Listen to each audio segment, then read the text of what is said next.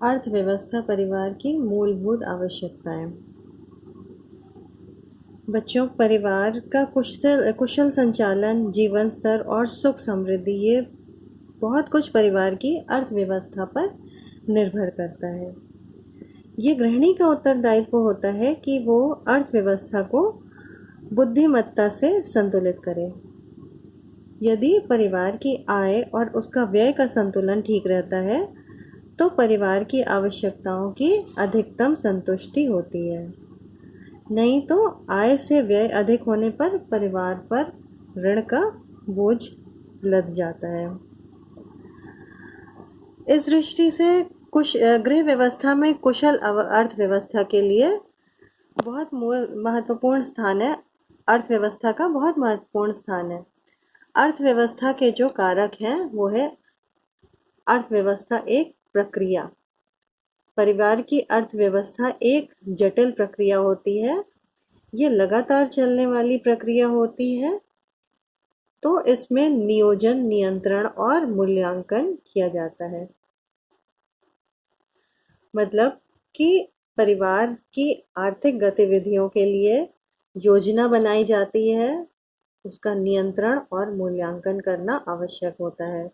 दूसरा पॉइंट है कर्ता की भूमिका।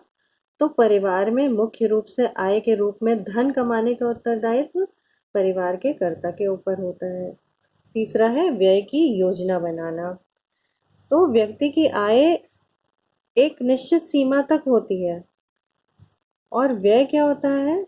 व्यय जो है वो आवश्यकता से अधिक भी हो सकता है, आय से अधिक हो सकता है। तो ये बहुत ही आवश्यक होता है कि व्यय की योजना बना ली जाए। रहन सहन का स्तर गृह अर्थव्यवस्था पर परिवार के रहन सहन का भी बहुत महत्वपूर्ण प्रभाव पड़ता है। साधारण रूप से परिवार 3 स्तर के होते हैं: उच्च, मध्यम और निम्न स्तर।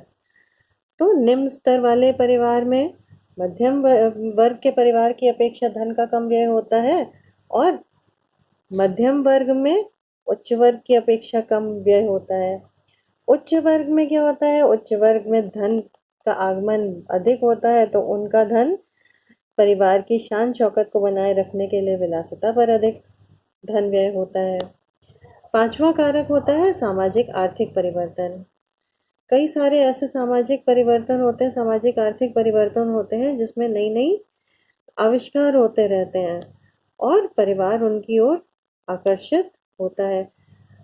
तो इस तरह से उच्च वर्ग के लोग तो इन साधनों पर धन व्यय करते ही हैं, उनको कोई कठिनाई नहीं होती धन व्यय करने में।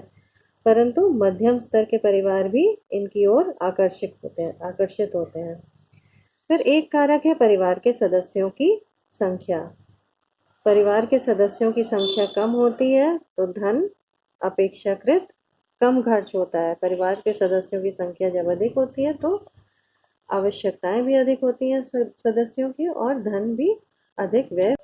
अधिकतम उपयोग और उपभोग। इसका अर्थ है बच्चों कि अर्थव्यवस्था को सफल हम बना सकते हैं किस तरह से? जब कम से कम व्यय में अधिकतम आवश्यकताओं की पूर्ति की जा सके। अर्थव्यवस्था के सिद्धांत। परिवार की सीमित आय में यदि गृहिणी अपनी अर्थव्यवस्था की कुशलता का उपयोग करे और गृह अर्थव्यवस्था के सिद्धांत का पालन करे तो वो परिवार के सदस्यों के लिए अधिकतम संतुष्टि उपलब्ध करा सकती है। तो ये सिद्धांत है लक्ष्य।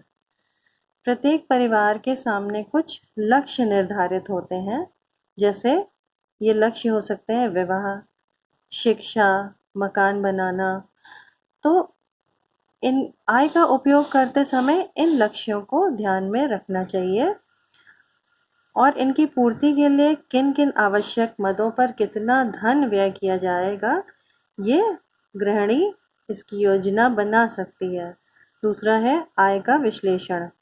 परिवार की आय से परिवार की आवश्यकता की पूर्ति के लिए विभिन्न भौतिक साधनों को खरीदने की शक्ति प्राप्त होती है। तो इस बात का विश्लेषण करना चाहिए कि आय को किस प्रकार के साधनों पर व्यय किया जाए।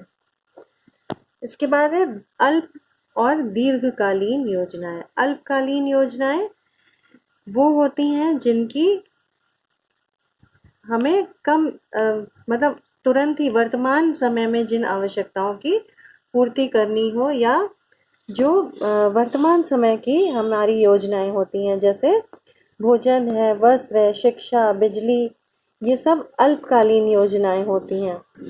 इनकी आवश्यकता प्रतिदिन होती है। और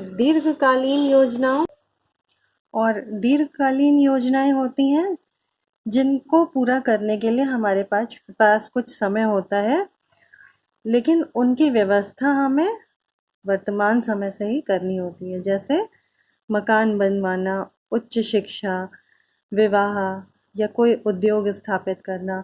तो इस तरह की योजनाएं जिसमें अधिक धन की आवश्यकता होती है, तो इन योजनाओं को पूरा करने की तैयारी हमें पहले से ही करनी होती है।